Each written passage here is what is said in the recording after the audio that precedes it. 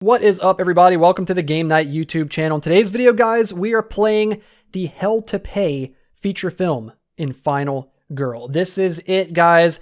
We've made it all the way to Halloween, guys. I hope you guys have enjoyed this month of spooky games, man. I am sad that it's over.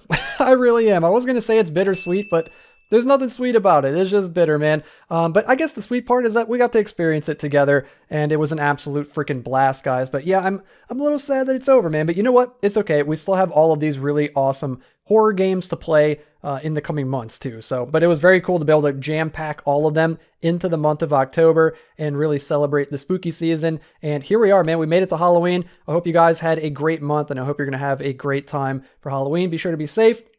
And yeah, man, I hope you guys have a great time. So if you're here now, though, you're going to chill with me, and we're going to get really spooky with this sort of Hellraiser themed feature film for Final Girl. We're going to be going up against the killer Razerface, man. So very, very heavy Hellraiser vibes that I'm getting from this guy. And we're going to be in the Hellscape. So yeah, if it's not obvious enough, we got a couple of new Final Girls to play as in this feature film. We have Christie and we also have Kenzie. And in this one, we're going to be playing as Christie.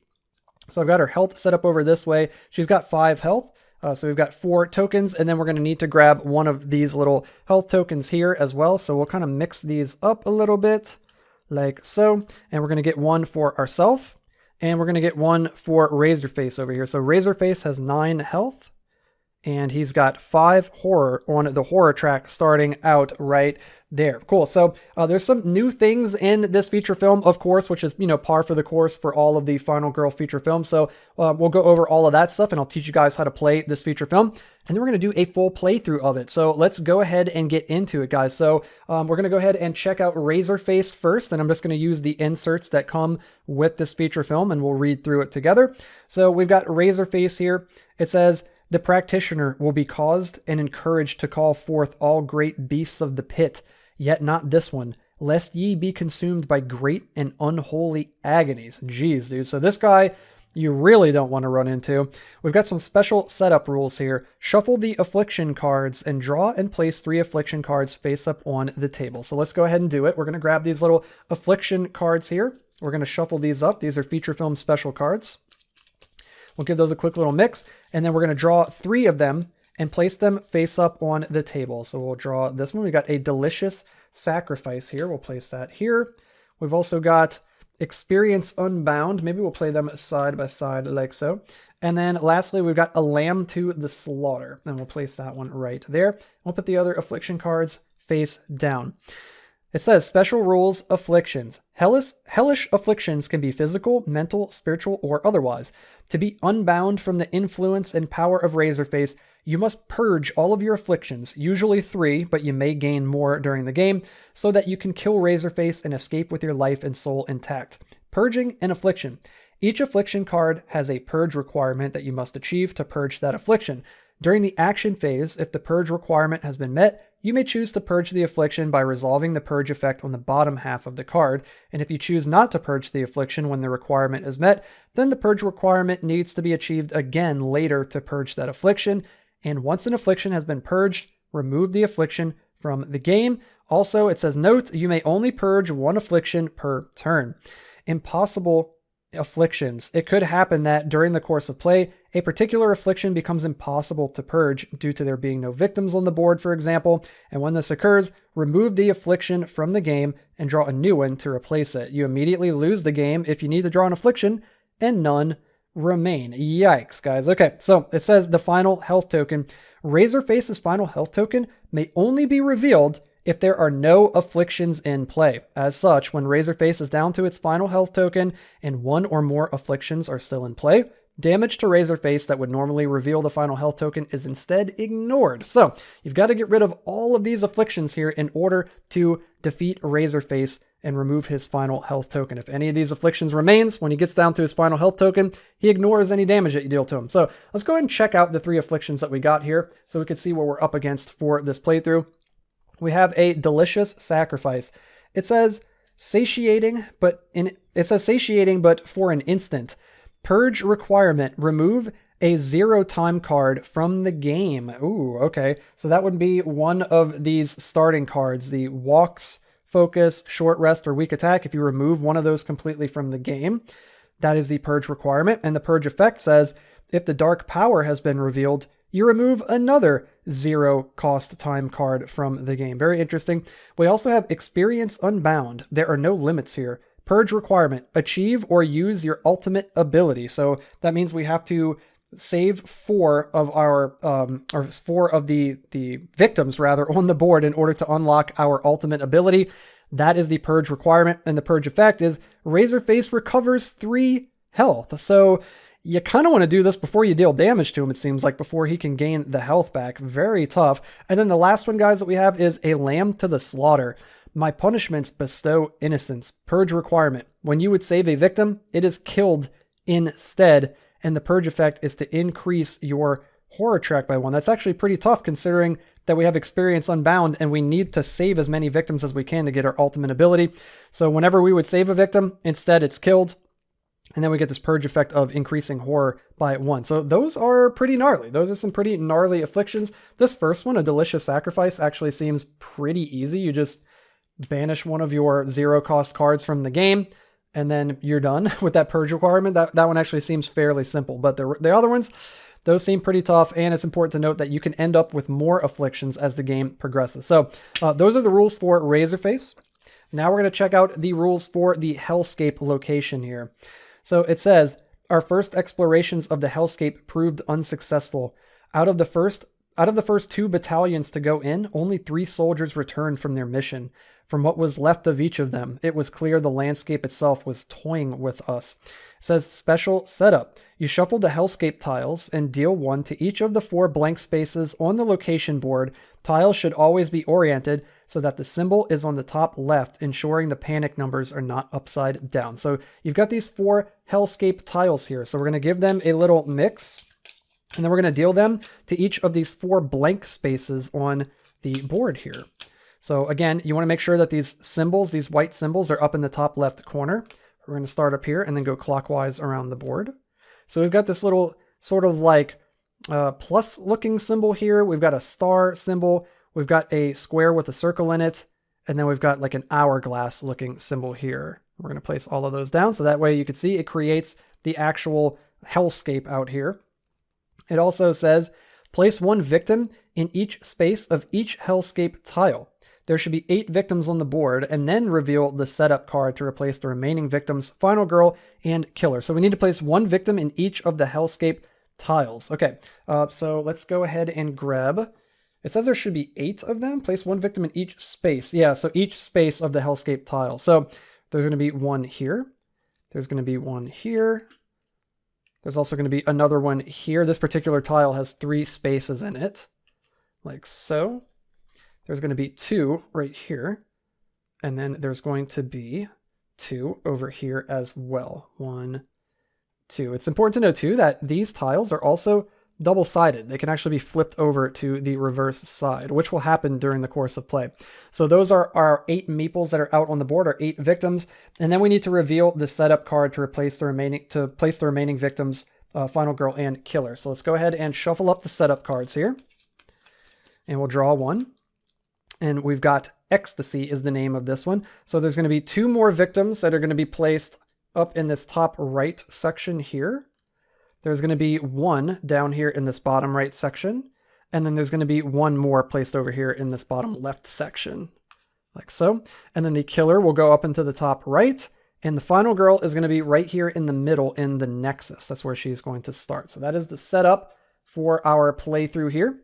And then it goes on to say that you add the Hell Shift action card to the tableau. So we've got this Hell Shift action card over this way. It is a special action card for this particular final film. And if we roll double success, it says you rearrange all Hellscape tiles as you choose. So you can take these 4 tiles and move them around and arrange them as you choose. Of course, making sure that you keep the symbols up in the top left corner. It also says if you get 1 success, swap any 2 Hellscape tiles of your choice. So you could take like this one and swap their places, or you could take this one and swap their places, however you choose. And then you also have to spend 1 time. And if you fail, you have to spend 2 time. And this card costs 2 time in order to to get. It says years of Rubik's Cubes down on the bottom. So a cool little nod to the cube from Hellraiser there. Neat. So that is the Hell Shift action card. Then the rules go on to talk about some special rules. The Hellscape tiles. So the Hellscape is an ever-changing hellscape. It says there are 4 double-sided tiles, each with one of the following symbols. So we went over those. It's got the star symbol, the square with the circle, the hourglass, and the plus sign. The position of the tiles will change throughout the game. Sometimes this will be done at your whim using the Hell Shift action card, like we just talked about, or an item, and sometimes it will be done outside of your control due to a game effect. When a tile is moved, all pieces, the final girl, enemies, victims, tokens, etc., remain on the tile, so you will have to be very careful when moving the tiles around. Shifting tiles. If an effect says to shift, you will move each tile in the direction indicated, clockwise or counterclockwise. So if it ever says to shift, it says shift clockwise, this tile would shift to here, this one would shift to here, this one here, and then finally this one would go up here to the 12 o'clock position. If it says to swap tiles, the chosen or indicated tiles will trade places. So if it says to swap the bottom one and the top one, you simply just swap places.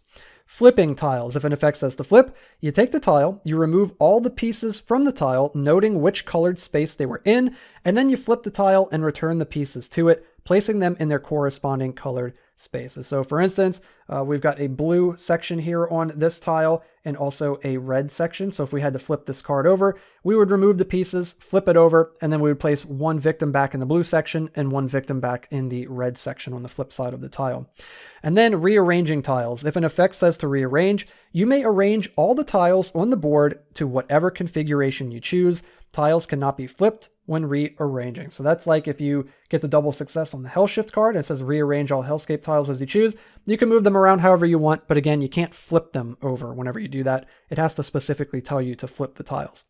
Next up, guys, we've got the Hellscape dice. So that's these 2 8-sided dice right here that come with this feature film, and they have 2 of each of the symbols on them, the symbols that are listed up in the top left corner of the tiles. And it says once during each upkeep phase, which is the last phase of the turn, you must roll the Hellscape dice and do the following. If the symbols match, you flip the indicated tile. So if you rolled the dice and you happen to get 2 of the same symbol, let's say we got 2 of the circle inside the square, you would have to flip that particular tile over, the one with the circle inside the square, you would flip it over. That is if they match. If the symbols are different, you swap the indicated tile. So let's say you rolled and you got a circle with a square and you got the star, then you would swap those 2 around. Walls and adjacency. Each Hellscape tile has 1 or 2 sides which are a wall that cannot be moved through. Depending on the current layout of the tiles, there will often be times where a tile or section of tiles will be completely blocked off from you or any enemies. You'll need to manipulate the tiles or wait for them to change if you need to get to one of those areas. So for instance, like right here, there's a wall, so you can't move from this tile over to this section because there's a wall. So if you manipulate the tiles, let's say we moved this one that does have an exit and entrance over here on the right down to this way, then it would open that up. So as the game is being played and as we go through it, the Hellscape is constantly shifting. Certain areas will open up, other areas will get blocked off. It's pretty difficult, guys. It is pretty difficult to plot a path to go when it's constantly shifting around, but there are times when you can use it to your advantage to try to block off Razerface in certain areas where he can't get to you anymore. So really, really cool mechanic. Very, very clever mechanic. And then it talks about panic. So if a victim or anyone panics into a wall or unconnected direction, they simply stay in their current space. So if this victim here was to panic and we rolled a 3 or a 4 and he was to go to the left, well, he can't because there's a wall there, so he would just stay in his space. Yep, cool. And then it says killer targeting and range. Range and targeting are always done by calculating the number of spaces required to move from the source of the target. If there is no valid path to the target of a killer action, then the killer will not move as part of that action. Attack icons will still be resolved in the killer's space. It also says farthest/closest. Some effects will have you determine the farthest or closest victim to you or to the killer. When making this determination, only consider victims that are reachable through paths not blocked by walls. If no victims can be reached through unblocked paths, then you ignore walls on Hellscape tiles that are blocking paths and you use your best judgment to determine the specified victim. This also applies if you're determining specific spaces or objects, example, the nearest exit space. And then finally, placing someone. Effects that place the killer, final girl, or victims are not affected by walls. The term place is different than move, and place ignores walls, while move does not. And that is basically it, guys. That is pretty much it. So, and then on the back, it's got this nice image, which looks straight up like hell. People just jammed into a pit, writhing in pain. Not great. Either that or it's a Slipknot concert. One or the other. So there we go, man. So that is the rules for the Hellscape. And we're ready to go, guys. We're going to go ahead and get everything set up now. So I know it's a little bit of a preamble there to describe the game to you guys, but there is the long and short of it. Those are the rules, and I'm sticking to it, guys. We're going to go ahead and shuffle up the tarot cards, and we're going to get 10 of these tarot cards for this playthrough of the game. So we'll get 1, 2, 3, 4, 5, 6, 7, 8, 9, 10. We'll set those tarot cards here, and the rest can go off to the side like so. We're going to shuffle up the item deck, and we'll get the items set up as well. Of course, there's all unique items in each feature film, all unique tarot cards, unique events, unique setups. Everything is unique to each one, which is really, really cool. So we'll get those mixed up. We're going to flip one, and then 1, 2, 3. So we'll have 4 items here at the House of Mutilation. We've got a Hellish Contract here. We're going to set that up this way. We're going to flip another one. We got a Rusty Flesh Hook. We're going to set that with 3 other face down items here at the Nexus, which is where we're starting the game. We're going to flip again. We've got the Miracle of Faith. It looks like a pendant. And we're going to place that with 3 other face down items here at the Sepulchre of Blood. And then we'll take the rest of the items and put those over here face down in a little pile like so. Cool. Now we're going to shuffle up the Finale and Dark Power cards for Razerface here. So we'll give these a mix. We'll place one face down and set these other 2 cards off to the side.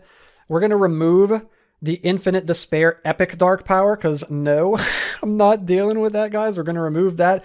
If we get a win, then we'll try again at some point with that Epic Dark Power in the mix. But yeah, we're going to start off nice and, I would say nice and easy, but this game is never nice and easy. We're going to start off nice and not impossible. That's probably more like it. Cool. I believe that is basically it, guys. I think we've got everything else except for the event. So let's go ahead and mix up the event. And we're going to start with one random event card. And what do we get here? We get Curious Wretch. Okay, so let's set the event deck back up this way. Curious Wretch says, turn over 1 stone too many. The victim closest to you is now the wretch. Okay, so the victim closest to us, well, there's several. You know what? We're going to say this guy down here is the wretch. He's all by himself. That seems like it makes sense. So we're going to replace him with the blue victim meeple. And it says when the wretch moves at least 1 space, you lose 1 time. And if you save the wretch, you get to decrease the horror track by 1, and you gain 1 health. And if the wretch leaves play, you discard this card. So every time the wretch moves at least 1 space, you lose a time. That is pretty gnarly, guys. That is pretty gnarly. Okay. But the upside is if we save them, if we rescue them, we can reduce the horror track by 1 and gain a health. So that's pretty cool. There's a silver lining at least. And yeah, our friend the Razerface over here is starting out at the bottom of the Bloodlust track. He can move 1 and he does 1 damage whenever he attacks right now. He goes all the way up to 4 move and 4 attack at his highest level on the Bloodlust meter there. And I think we're ready to go, guys. I believe we are ready to go. So let's grab our cards and we're going to start out in the action phase where we can play action cards. Here we are in the Hellscape with Razerface. This is super creepy, man. If this isn't Halloween themed, I don't know what is, guys. We're going out with a bang here. I think I actually want to go ahead and get rid of this now. Purge requirement for a Delicious Sacrifice is remove a 0-cost card from the game. So you know what? I'm going to get rid of this focus. We're going to remove it completely from the game. I'm going to set it off to the side. And that is going to complete this affliction here, Purge effect. If the Dark Power has been revealed, it hasn't. You remove another 0-cost action card from the game. So we don't have to. So we have completed this affliction. Nice, guys. So we're going to go ahead and put this on the bottom of the affliction deck. We're done with it. Actually, we'll discard it over here because it's supposed to get removed from the game. So we'll set it over there face down. Look at that, guys. 1 affliction already down, only 2 to go. That one's really easy. The downside is we lost the focus, which kind of sucks. But you know what? It is what it is. Okay, so I think what we want to do, guys, is we want to start saving people because we need this Experience Unbound affliction.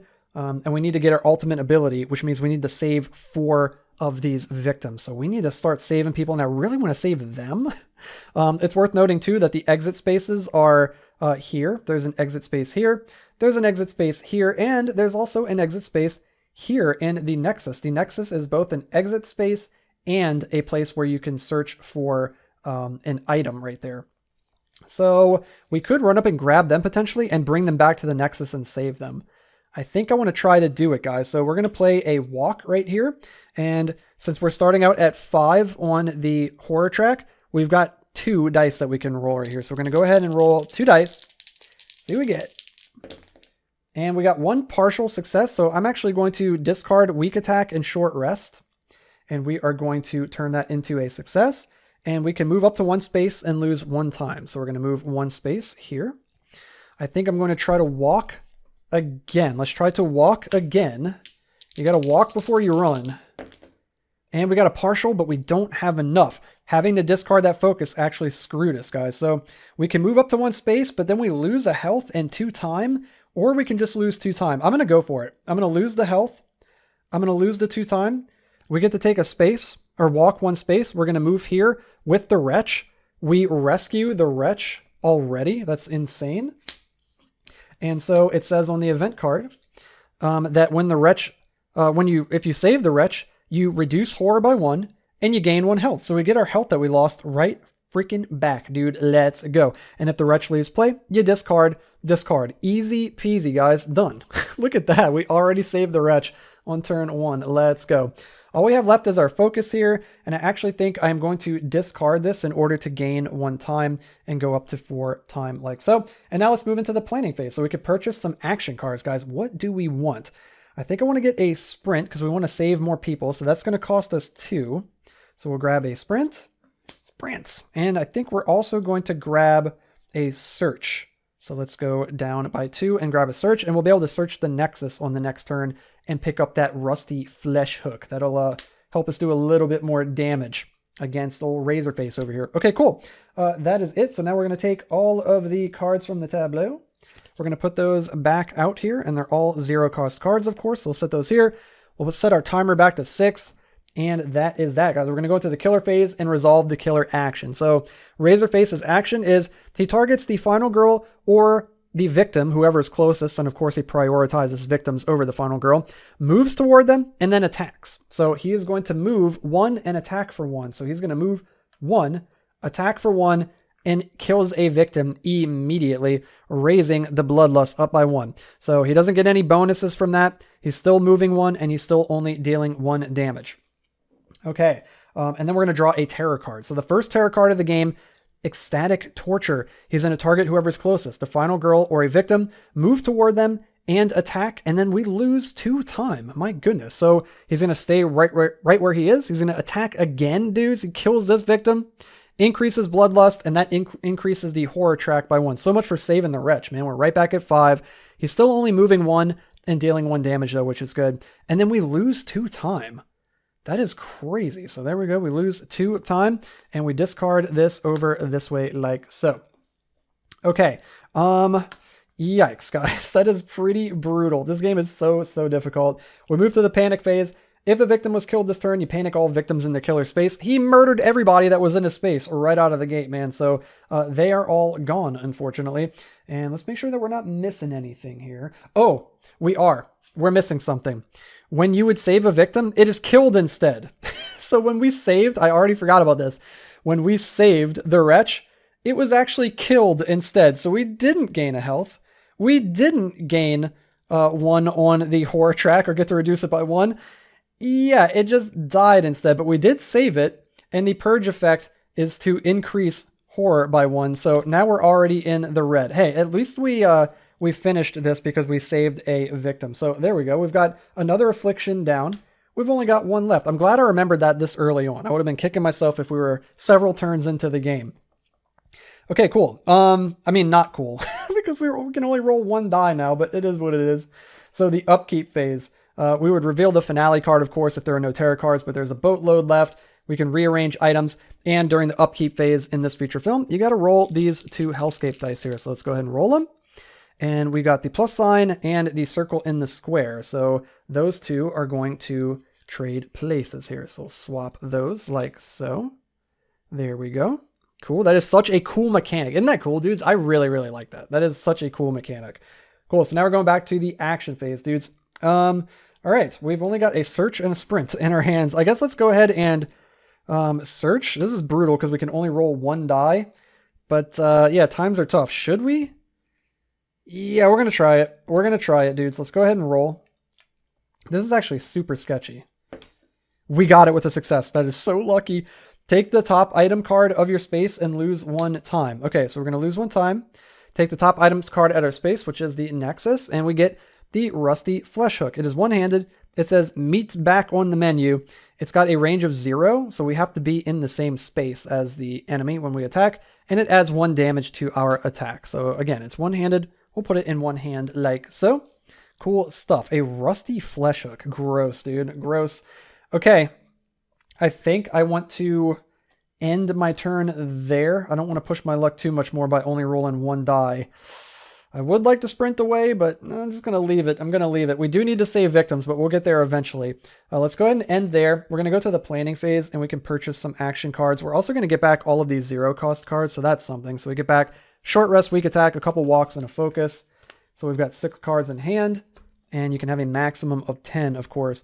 Let's spend all 3 to get a distraction, because we need to get this horror level down big time. So we'll grab a distraction, and that is it, man. Dude, this ecstatic torture really screwed us, because if we had 2 more time, we could have got 2 close calls to use as fodder. That really, really messed us up.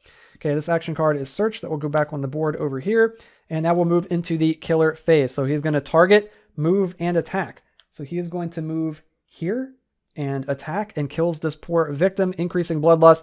And now he can move up to 2 spaces and does 1 damage when he attacks. Let's draw a terror card and let's see what it is. Oh my god, dude. New and darker experiences. Gain 3 terror, or I'm sorry, 3 horror, or draw a new affliction card. If we gained 3 horror, it would increase bloodlust by 3. So he would get his dark power, it would increase horror again, which would increase bloodlust, so then it would increase again, and there would be an event, and we'd be all the way up to that part of the bloodlust track. That sounds horrible, so we're going to get a new affliction card instead, which also sounds pretty horrible. A waste of good suffering, a most precious gift wasted. Purge requirement, save 3 or more victims at the same time. Holy crap. Okay, so it's like we'd have to bring them to an area, leave them there, go grab more, and come back and then save them all at once. Purge effect, end your turn.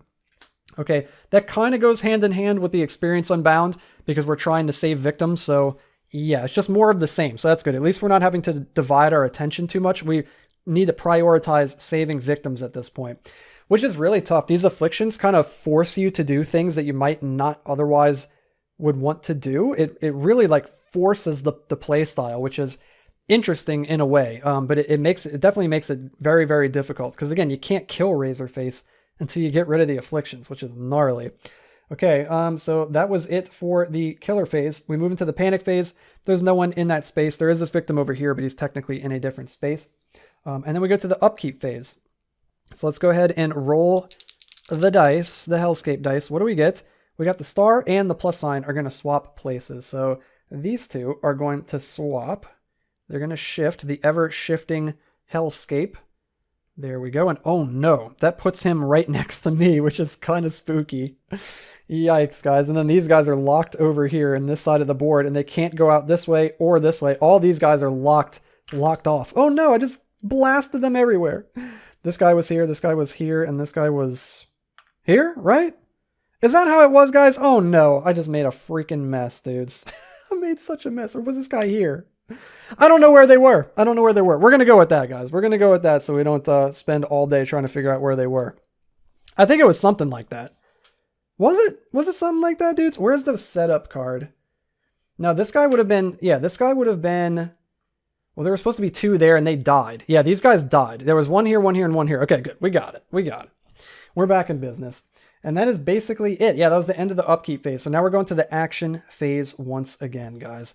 We really need to get our horror level down, dudes. We need to get the horror level down. Let's try to focus first. So let's go ahead and roll 1 die. Try to focus. We just need 1 success. We got it, dudes. Decrease the horror track by 1 and lose 1 time. Okay, that's okay. Now we can roll 2 dice again. This is big, guys. We needed that. Now we're going to distraction. Let's play distraction here. Come on. We need 2 successes. Ooh. We got double partial. You know what I'm going to do? I'm going to discard both walks and short rest and weak attack to change both of these into successes. And we get to lower the horror track by 2 and gain 2 time. 1, 2. Gain 2 time. Okay, yep, we're going to go with that. That seems good to me. Now we're down to 4 on the horror track. Much better, much better. We could sprint. Where are we sprinting, though? I guess over here to save these guys. That sucks that he's right there, man. I hope at the end of the turn that it shifts away. But he's going to get to move, too. This is sketchy. I kind of want to run over here, pick up these guys, and run down there with them and try to save them. So we're going to sprint. Let's go ahead and roll. We need double success again would be fantastic. We got 1 success. We'll take it. Move up to 2 spaces and lose 1 time. So we're back down to even at 6. So move up to 2 spaces. We're going to go 1, 2, and bring this guy with us. And of course, you can move with up to 2 victims with you. Okay, so there we go. Let's see what we want to get in the planning phase. I think I want to start getting guards because he's probably going to start making his way over to us. So I think I'm going to spend 2, even though, no, you know what, because he's probably going to kill the victims. Yeah, he's probably going to target the victims first. But it's kind of like I want one just in case. I think I'm going to grab a guard early.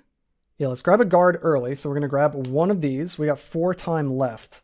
We really need to sprint. So let's spend 2 more. We're going to grab a sprint. And then we're going to spend 2 more. And we're going to get both of these close calls in case we need to re-roll. Because you can either re-roll with these or you can discard these to use them as fodder to change your partials into full successes. And I think that is it. Yeah, that is it. Okay, so we're going to set this back to 6. And we're going to put all of these back on the tab below. So let's see what we got. We got a bunch. We got a bunch of zeros. We got a distraction. And we got another sprint. It would be nice to have that other sprint, honestly.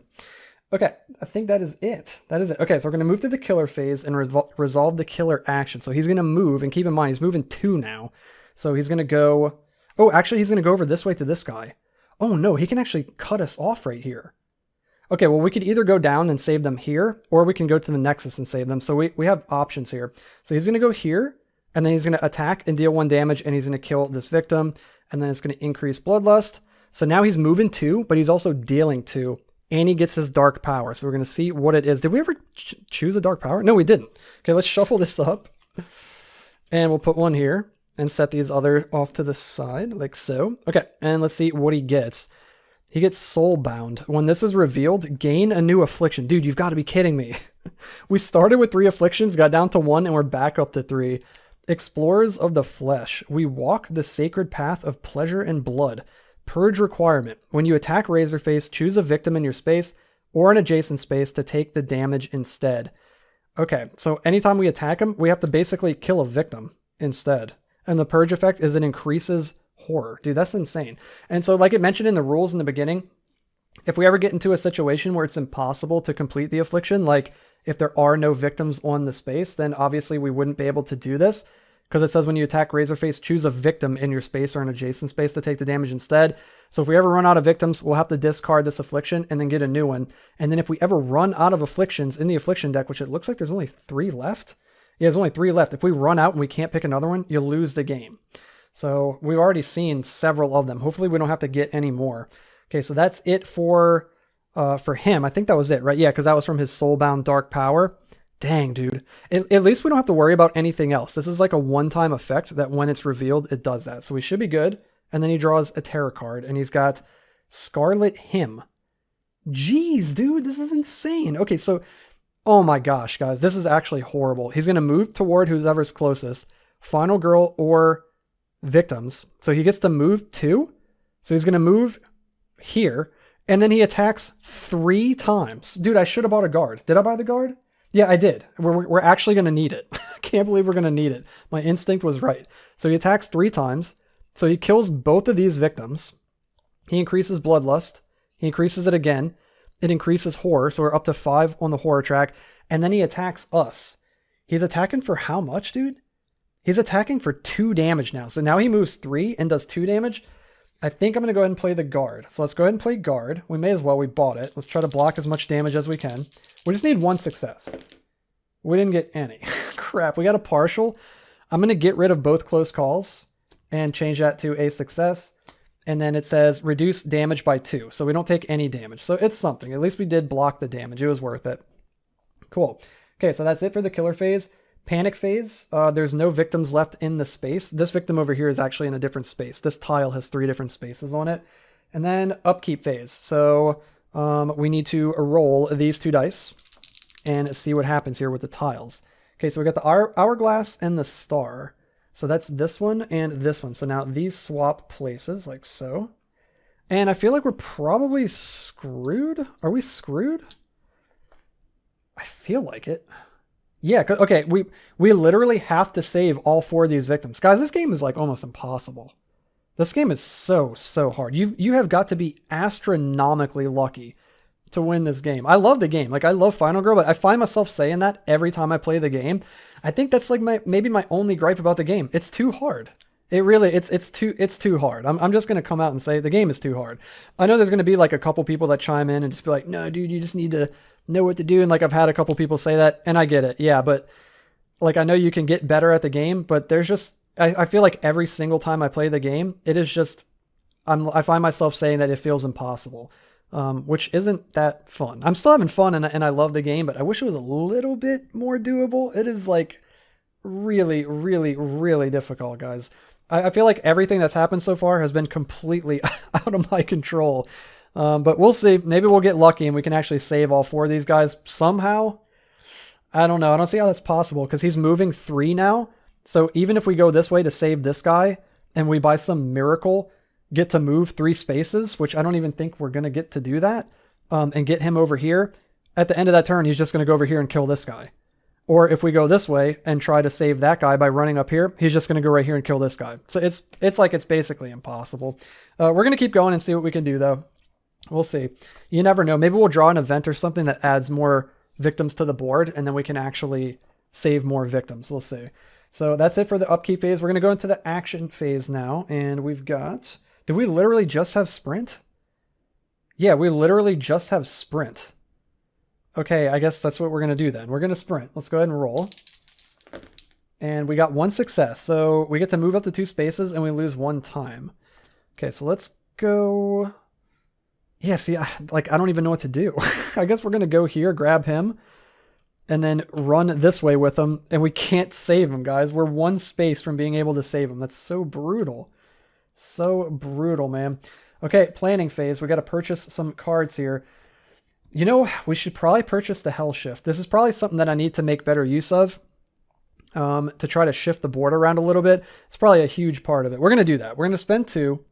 I think it's too late now. We're going to grab the Hell Shift. I said it was out of my control. Maybe it wasn't. Maybe I should have grabbed the Hell Shift. And then what else? We're going to get these back. Why am I putting this over here? We're going to get these back. So we've got Focus, 2 Walk, Short Rest, Weak Attack, and Hell Shift. What else do we need to do here? If he gets multiple attacks, he's going to deal damage to us. I don't think we need another guard. I think we definitely need another sprint. So let's spend 2 to get a sprint. And then we've just got 1 time left over, unfortunately, that we can't do anything with. Yeah, so we're just going to lose that time. We'll go back to 6 there. We'll put these close calls back. We'll put the guard back and the sprint back over here. And that is it. Yeah, that's it. Okay, so now we're going to move to the killer phase. So here we go. Like, we're basically just going to lose right here. So he's going to move toward whoever is closest and then attack. So he moves 3. So he's going to go, well, he can go 2 here and 2 here. This space has more targets, so he's going to target this space. So he's going to go here, then he's going to attack, deal 2 damage to the victim. They're dead. We can't save 4 victims to get our ultimate now. So again, unless we get more victims in play somehow through like an event card or something, we can't win. It increases bloodlust. So now he's moving 3 and dealing 3 damage, and he gets an event card out in play. Chaotic Transference.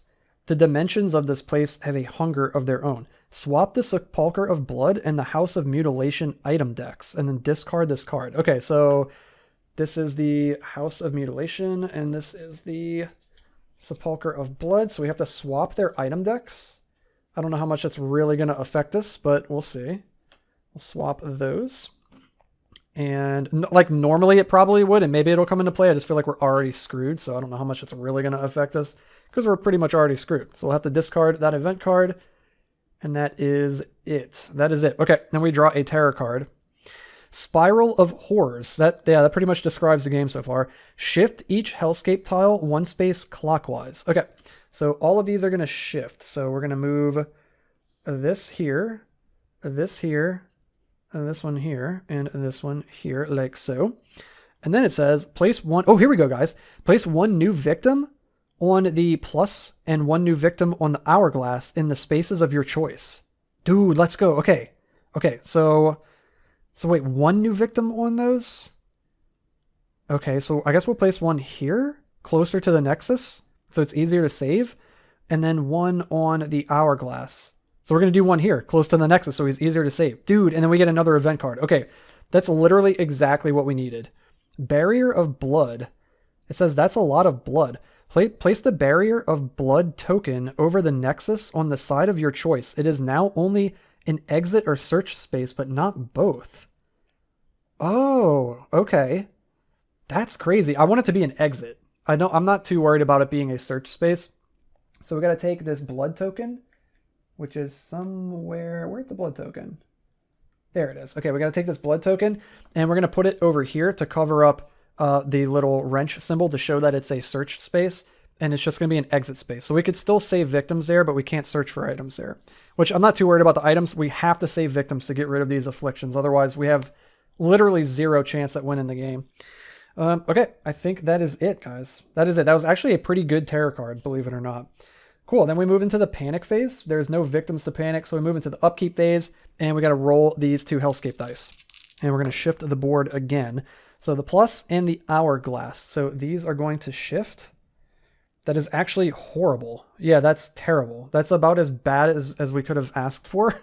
Because now these guys are like miles away from the nexus when they were right next to it a moment ago. We can use this hell shift thing, though, on our next turn. So we're probably going to do that. So let's go ahead and actually do that now because we're back in the action phase. So should we focus first? No, we're just going to hell shift. Okay, we're going to play hell shift. And we're hoping for a double success. Obviously, you're always hoping for that. And we got a partial. Okay, I think I'm going to get rid of focus and short rest to change this to a full success. And it says swap any 2 Hellscape tiles of your choice and lose a time. So we go down to 5 time, and we could swap any of these 2 Hellscape tiles. I think I want to just swap them right back. Yeah, let's swap them right back how they were. Like so. Dude, okay, yeah, this Hell Shift card is actually insane. Okay, that is awesome. That is awesome. Okay, and then we need to sprint, dude. We need to sprint. Let's go ahead and play... Should we walk? Ooh, should we attack him while we're here? We could attack him, but if we fail, it's going to end the turn. That would be my freaking luck. I want to attack him, though, while we're right by him, and we've got the rusty hook. We're going for it, dude. We're going to do weak attack. You can't stop me. We're going for it. Let's see if we can get it. We need double success right here. Dang, dude. Partial. We're going to get rid of both the walks. Change one of these to a success. So we got 1 success. So we deal 1 damage. We actually deal 2 damage because we got the rusty flesh hook and we're in the same space. And then we lose 1 health, which I don't understand how that makes any sense that we hit him and lose health. But you know what? That's how it goes. So we deal 2 damage. He goes down to 7. Yeah, he's at 7.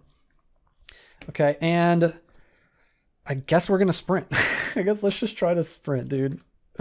We'll go ahead and sprint. We need to save these guys. That's our only hope at winning. Damn it, dude. No freaking way. We didn't get it, guys. We got a partial, but we can't discard any cards because we don't have any. So we can move up to 1 space, lose a health 2 time and end the turn, or lose a health in 2 time. I mean, we may as well do the first one, right? So we're going to lose a health. We're down to freaking 2 health. We're going to lose 2 time, puts us on 3, and we get to move a whopping 1 space. This game is impossible. This is impossible, dude.